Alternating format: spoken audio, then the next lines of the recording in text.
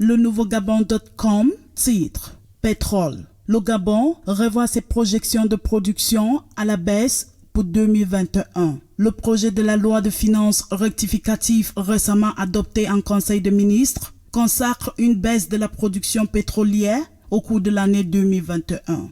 Le prix du cuivre en baisse de 1,1% à 9,856 $ la tonne. Titre de DeskEco.com. Le journal fait savoir que les prix du cuivre ont reculé alors que les inquiétudes concernant le contrôle des prix ont refait surface après que les autorités chinoises se soient engagées à garder un œil sur la flambée des coûts des matières premières. Le ministre tchadien de l'Environnement, de la Pêche et du Développement durable a promis d'appuyer financièrement les femmes vendeuses de poissons. Informe tchadinfo.com. Conakry Terminal, filiale de Bolloré Port et opérateur du terminal à conteneurs du port autonome de Conakry, vient de lancer des nouvelles solutions de paiement en ligne destinées à ses clients. Plus de détails à lire sur financialafrique.com. La Britannique Sound Energy a conclu un accord avec le fournisseur mondial des services pétroliers, Schlumberger, pour obtenir environ 75% des intérêts de ce dernier sur les permis d'exploration d'Anoual et Tendrara au Maroc pour un montant symbolique de $1 million.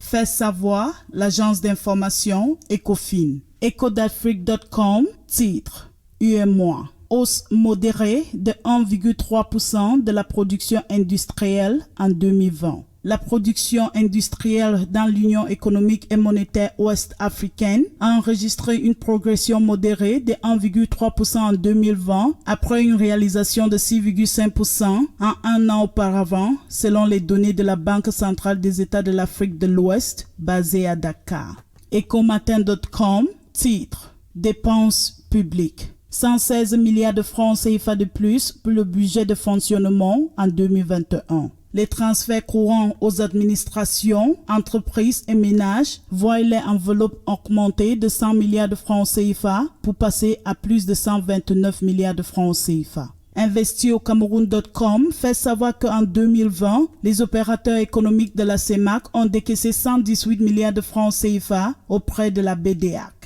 Business in Cameroon signale que les investisseurs camerounais ont injecté 54,5 milliards de francs CFA dans l'empreinte obligataire gabonais de 2021-2026. L'économie.com en sa une, titre Entreprise. L'État va auditer la Camtel. L'objectif étant d'analyser la viabilité de ces structures en vue de l'amélioration de ses performances. Pour avoir plus d'informations sur l'actualité économique africaine, abonnez-vous sur nos différentes pages à l'adresse l'Economy News.